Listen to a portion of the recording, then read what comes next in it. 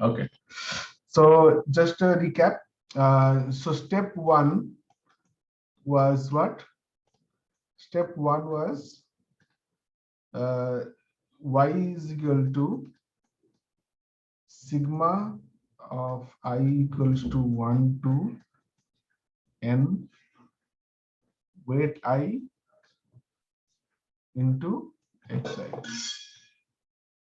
input I. Okay. So this was the step one, the linear combination. All the linear combinations that is coming to a particular neural node. Step two was what? Adding a bias to this term. So I is equal to sigma I is equal to 1 to n wi xi plus bias.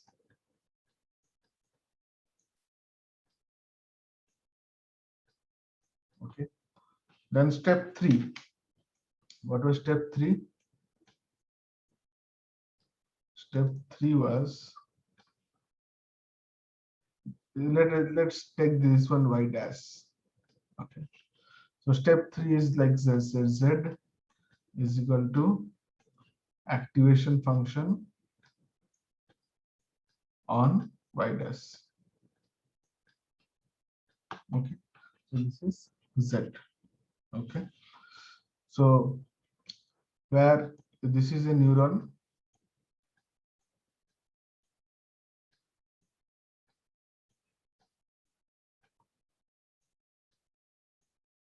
this is z. This edge is having a weight w1. This is w2. This is w3, and this input signal is coming x1, x2, x3. Right. So this is how we learned. This is what is happening in the background for forward propagation. Okay. Now I'll talk little more about this activation function. So one activation function which I called is the sigmoid activation function. So what is the formula of the sigmoid activation function? It is 1 by 1 plus e to the power minus z. Okay. Oh, sorry, not minus z. E to the power minus y. Okay. Y dash minus y dash. So that means what? This entire term will be replaced here. Right? So if I consider this entire term as a constant value called y dash, then 1 by 1 to 1 by 1 plus e to the power minus y dash is the value of the activation function. And if I plot an activation function, the activation function is plotted in this way. Okay, where this is 0.5, this is 1, and this is 0. So the activation function of the sig point oscillates between 0 and 1 with 0.1 as the threshold. So anything above 0.5 is considered as 1, and anything below 0.5 is considered as 0. Okay. So that means what? This y dash, when substituted here, will give a value of the sigmoid. This is the sigmoid axis, and this is the y dash axis. For different values of y dash, I will get different values of sigmoid. And if until 0.5 we consider everything as 0, means no activation. Above 0.5 we consider it to be activated, that means 1. So Z will be activated only when this quantity is more than 0.5. Okay, and if it is less than 0.5, it will be not activated. Okay. Another such activation function was I told you about was ReLU. right? So ReLU is max of y dash 0. Okay, that means what? Either 0 if it is negative, because if it is negative, if y dash is negative, this y dash, if y dash is negative, so what is the maximum between a negative value and 0? 0 is the maximum, right?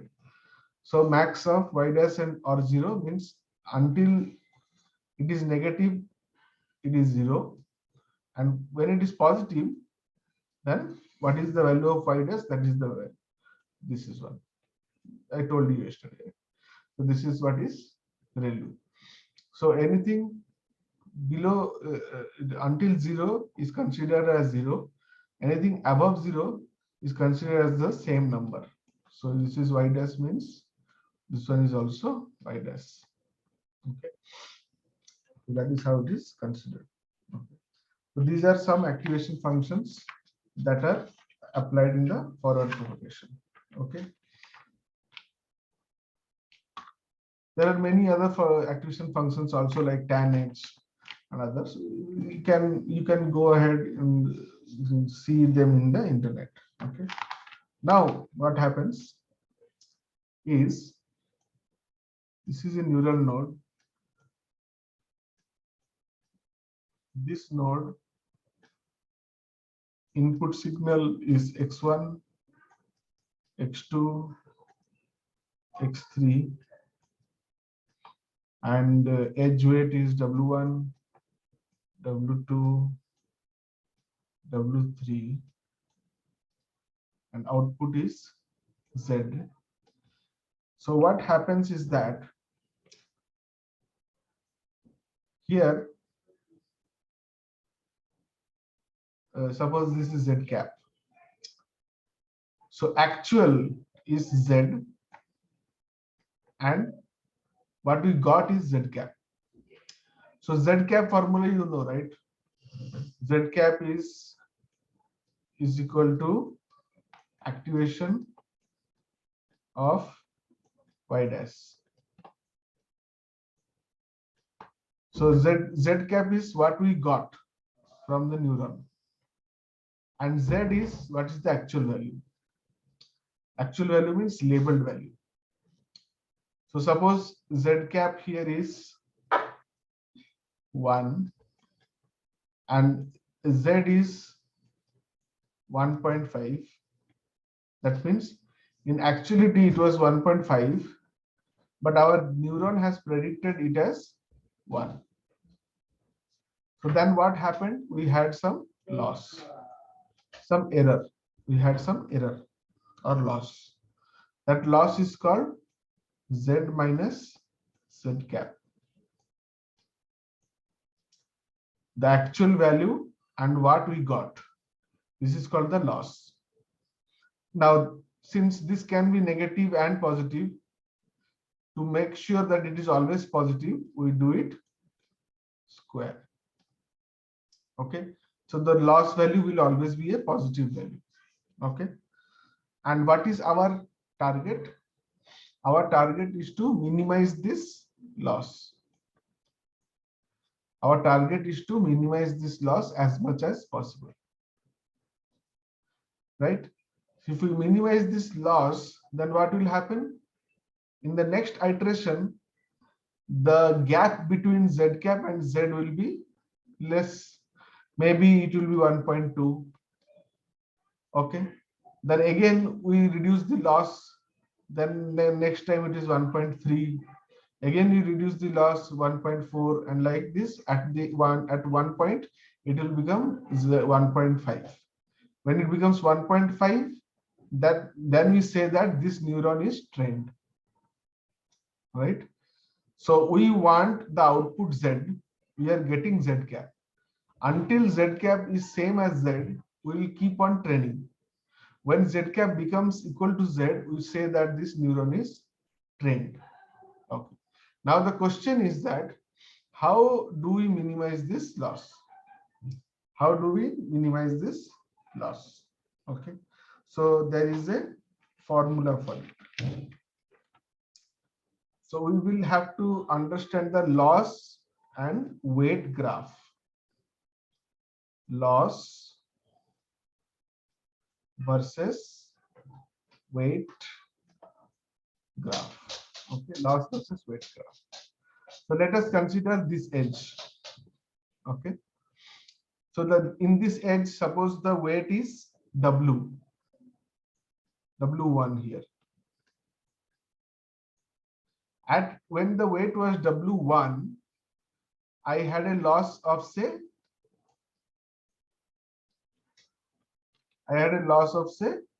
L1. Okay, say this is L1. So I had this point. Okay, I had this loss and I had this weight. Now to reduce the loss, now I have to reduce the loss. That means I have to bring the loss below this point, right? I have to bring the loss below this point. Now, how can I do that? How can I do that? If increasing the weight, okay, brings the loss down, then I will increase the weight. But if you increase the weight, increases the loss, then I will not increase the weight. So it all depends on what is my original value of loss, and then I will try to increase or decrease the loss value. So this weight value is calculated in this way. Weight new is equal to weight old. Weight new is equal to weight old minus learning rate multiplied by the derivative of loss with respect to weight old. Okay, so this is the formula for, or this is the guidance using which we calculate the weight value. Okay, so if I'm considering W1 and I'm getting a loss of L1, and my target is to reduce this L1, then how should I change W1? So W1 new W1 is equal to W1 old minus learning rate. Learning rate is a constant. Say it is 0.001 into the derivative of loss, derivative of z minus z cap whole square by dw0. Okay, so this is the formula. Now you see here what is happening.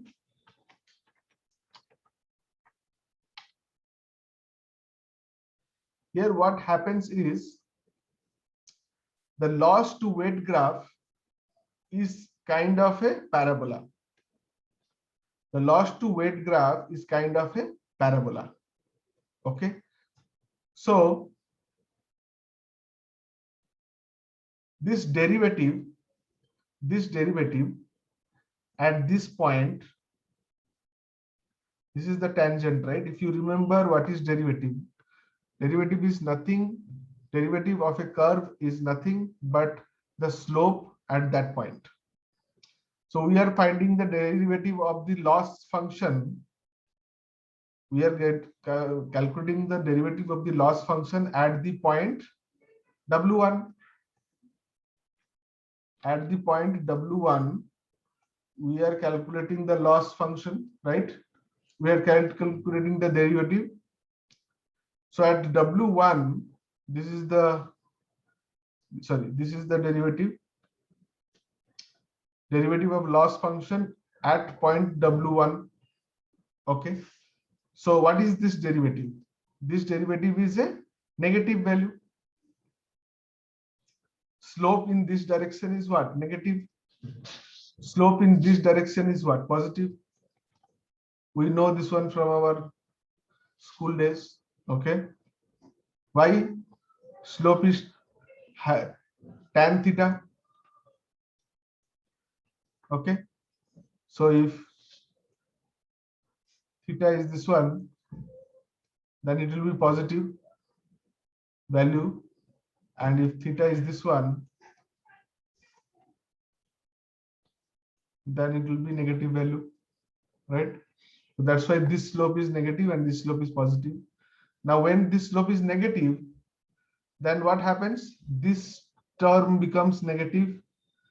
This term becomes negative. Then what happens? This negative gets multiplied with the negative and it becomes positive, right? So now it becomes W1 is equal to new, W1 new is equal to W1 old plus learning rate into derivative of this one with respect to W1. So that means the new W1 is more than the old W1 because we are adding a term. We are adding one term. So W1 new will be somewhere here. W1 new, and the loss will also decrease. This is L2. Okay, so L1, L2 is less loss. Less, the loss is less. Similarly, when I am here, say Wn, I have a slope. This slope is positive. So that means Wn is equal to Wn minus learning rate into derivative of loss by derivative of Wn. Now here derivative of loss by derivative of Wn is a positive quantity because here the slope is in this direction. So positive into negative is negative. So my new Wn is a value less than old Wn. That means here it will come this direction. So when I am in this part of the curve, I am going in this direction. When I am in this part of the curve, I am coming in this direction. So both the ways I am merging and coming to the point here, where the loss tangent slope is equal to m is equal to 0. That is called the minima point of the loss. The loss cannot go below this point. That is the minimum loss we can incur for this particular neural network. So what happens when I am on the left side of the loss function? I have to increase my weight in order to reach to the bottom of the loss function. When I'm on the left side of my weights, I have to decrease my weights in order to reach to the bottom of the loss function. But my target is to reach to the bottom of the loss function. And when I reach to the bottom of the loss function, my training finishes. My training stops.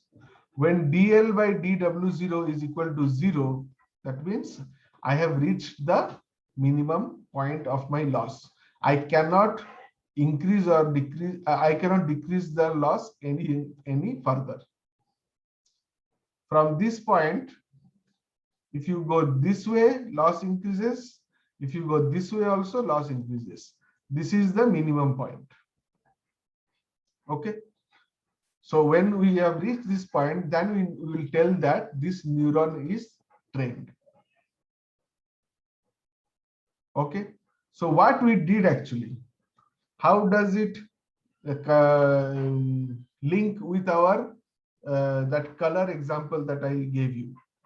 So if you consider the color is how much color should I paint in each door to give me an hint that this is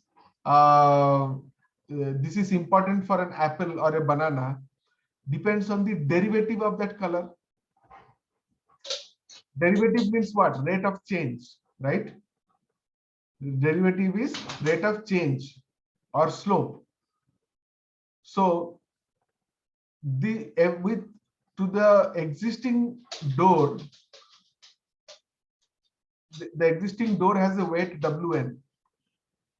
To this existing weight Wn, I am subtracting some weight.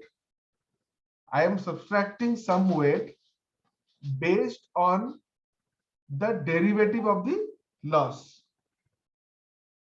Based on the derivative of the loss. That means the total loss that I incurred here, I am distributing that loss in this weight, and this weight. Okay. So the total loss that I'm getting here, I am distributing in this weight, this weight, this weight. I am not only changing weight 1, I am changing weight 2 and weight 3 also in the same way I showed you. I changed this. This entire thing is happening for all weights. I have shown only one graph for one weight, W1. But this is happening for W2 and W3 also. So all these weights are changing. Some weight is increasing. Suppose W1 is here. Then W1 weight is increasing. But W2 weight is here. So W2 weight is decreasing. W3 weight is here. So W3 weight is increasing. So W1, W3, so you can think them as some tuning boxes, tuning box. Either we are moving the tuner this side or this side. How much we are moving is depending on the loss that happened. Okay. So if loss is big, this much big loss is there, imagine, then this loss will be sliced and some portion will be adjusted here, some portion will be adjusted here, some portion will be adjusted here, some portion will again be adjusted here. So what will happen? This loss will be adjusted in these weights in such a way that it reduces, in such a way that next time when the same input comes, x1, x2, x3, it is less than what it was. It is less than what it was. Again, x1, x2, x3 comes. Again, we change the values of weight W1, W2, W3, and in such a way that the loss decreases. Again, x1, x3, x2, x3 comes. We change the value of W1, W2, W3 such that the loss decreases. We do this process continuously until the loss cannot decrease anymore. And at that point, we still tell that the model has converged. Okay, the model has converged. That means all the weights of the edges in the entire neural network are in their best possible states. This is the best possible state of all weights in the edges of this neural network, such that any input that comes, I will have minimum loss. I cannot have less loss than this ever. So now my model is best trained. Now the question is that if the loss is like this, then it is a very good model, because the lowest the loss, final loss is very small. But if the loss is like this, although I have converged, but the loss is big, still big, right? So in comparison to these two models, in this model also I converged, in this model also I converged. But in this model, my loss is, after convergence also, my total loss is very high. And in here, after convergence, my total loss is pretty small. So this model is a much better model than this model. Although both have been trained, there can be various reasons for that. One reason can be that for this model, we didn't have enough data, or for this model, we did not select correct features for the input. There can be various reasons for that. So how do we know that a model is good or bad? We know a model is good or bad by looking at the final loss. If it is a huge number, that means the model is not good. It has converged, but it is still having a big error. So that means whatever predictions it will make, it will have those errors. Okay. So this is about our back propagation. Now back propagation has one more thing that you need to understand. So this is pretty complicated. If you think that the same phenomenon is happening in all the edge weights. I showed you the loss versus weight graph for only one edge. But you have to understand and realize the fact that this is happening for all the edges. So when one forward propagation is happening, a backward propagation is also happening. In that backward propagation, all the weights of each and every edge in the neural network are updated according to the formula that I told. Weight new is equal to weight old minus learning rate into derivative of loss with respect to weight old. So Vishwa, sorry for the interruption. So you said that for forward propagation, at the same time a backward propagation happens, which means, let's say in a model, we give an input, it has taken some weight, it goes through that activation process and sees whether the loss is at minima or not. If not, then it comes back again, adjusts the weights across all the points so that it comes to the minimum. And then from there on, it proceeds to the next layer of inside the neural network. No. The entire neural network, this is input, this is output. This is input, this is output. This is output cap, and this is the actual output. So for input I got loss of O minus O cap square. Okay. Now this loss, I will dissipate this loss in the total network. Suppose there are 20 edges in this network. So then each edge has a weight.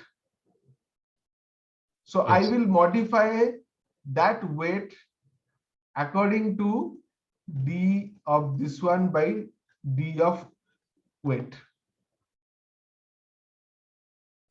So each way, that's like, suppose this is one edge, and this edge weight originally was say this was W2, suppose. So this new W2 will be W2 minus this much. Similarly, there is another edge which is W3. So that will be W3 minus D of O minus O cap square by D W3. So all the edges, suppose there are 20 edges. So from W1 to W20, all the edges weights will be updated according to this formula. So this is the case when there is only one layer inside that neural network. Let's see No, if we no, got no. Okay. So yes, this is the case when there is one layer inside the neural network. When there is more than one layer, then what happens is called chain rule. Okay, which I have not yet told you. I will tell you. Okay. So, but consider that if there is one layer, then all the edges of that layer will be updated in this fashion to minimize the loss. okay. Now, So if you have got more number of edges, then it will take more time to converge to come yes, to a yes, minimal loss. definitely, definitely. The bigger and wider your model is, the more time it will take for training. Okay. Now what happens is I have multiple layers.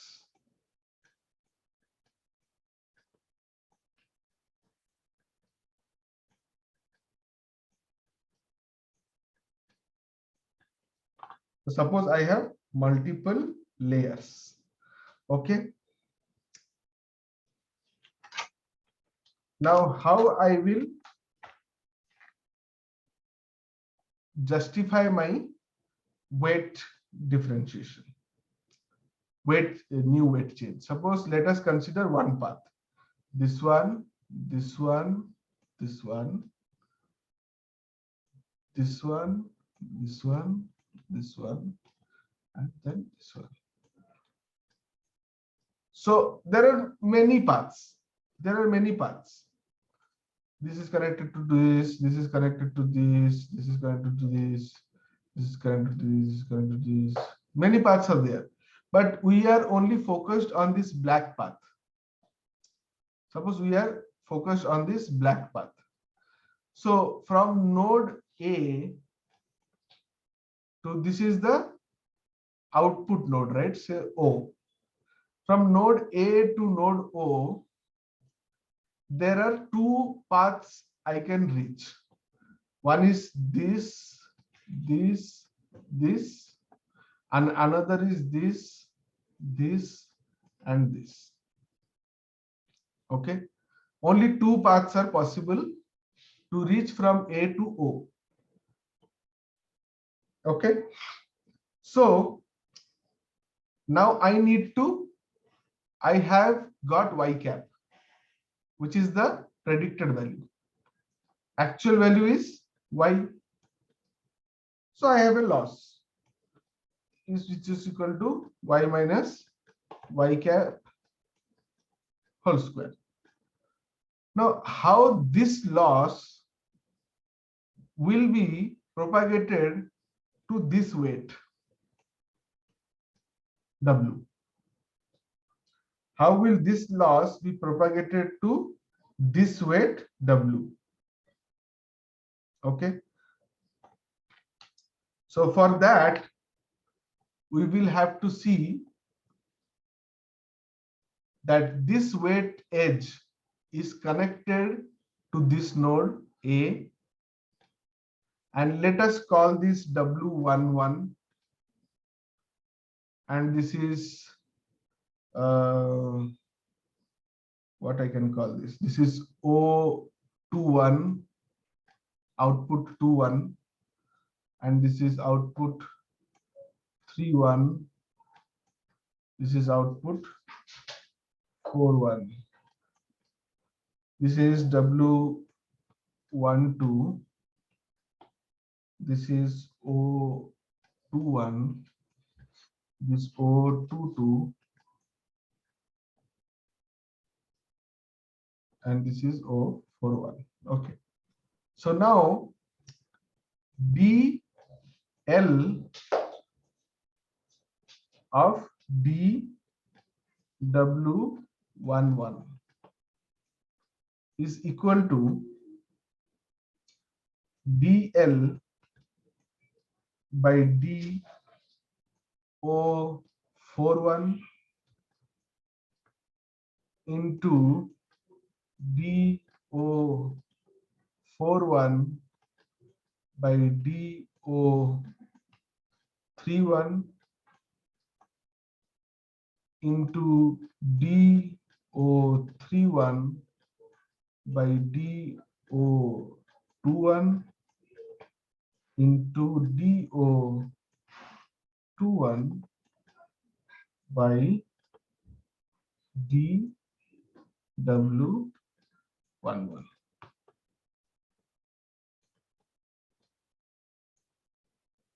Right?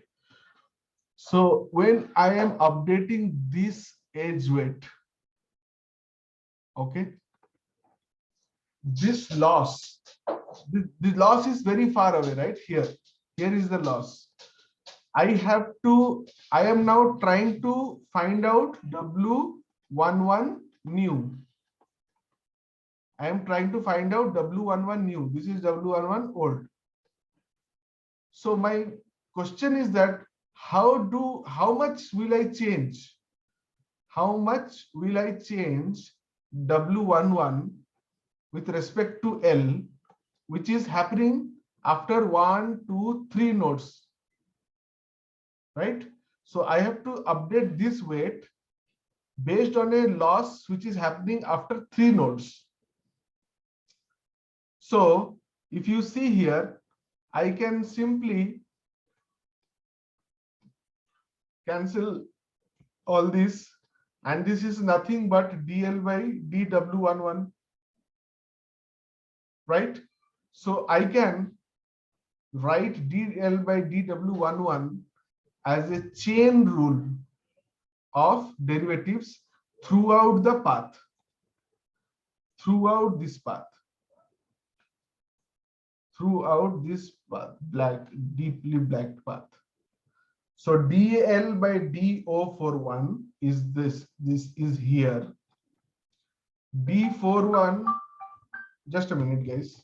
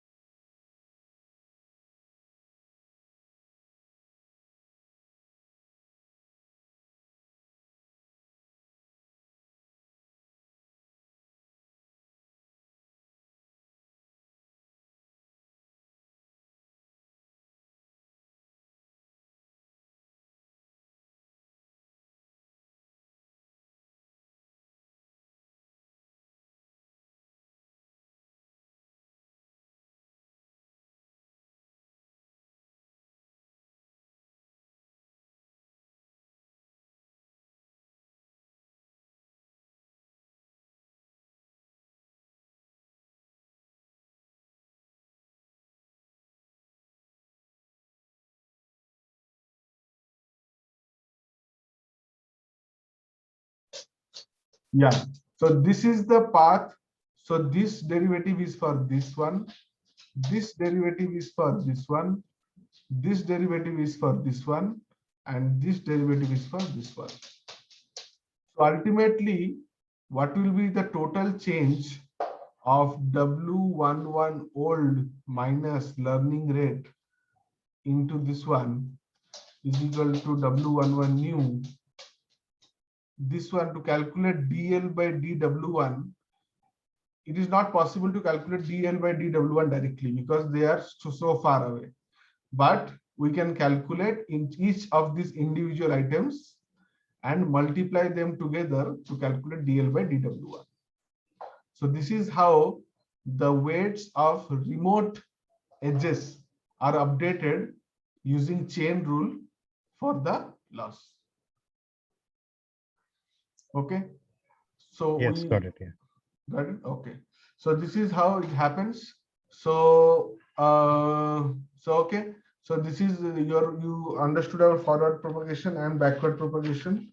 Backward propagation, I will give some more examples, and then we will start by exploding gradient problem and vanishing gradient problem. So we'll see there how it happens. But meanwhile, you guys try to find out some code in Python, which is the preparing a model, okay, a sequential model. As a project, as a homework, develop a sequential model, just a model. I don't want any training or prediction. Just write a model. That's it, using Keras. Okay, using Keras, and do Google search yourself and write a sequential model. That's it. And that much homework you do, you will I'll be clear on many factors. Okay. Okay, guys, then let's stop here. We'll meet tomorrow again. Okay. Which was both, including today's three Yes, videos we uploaded. 3 videos I will upload. Yes, yes, yes. Okay. Thank you. Okay.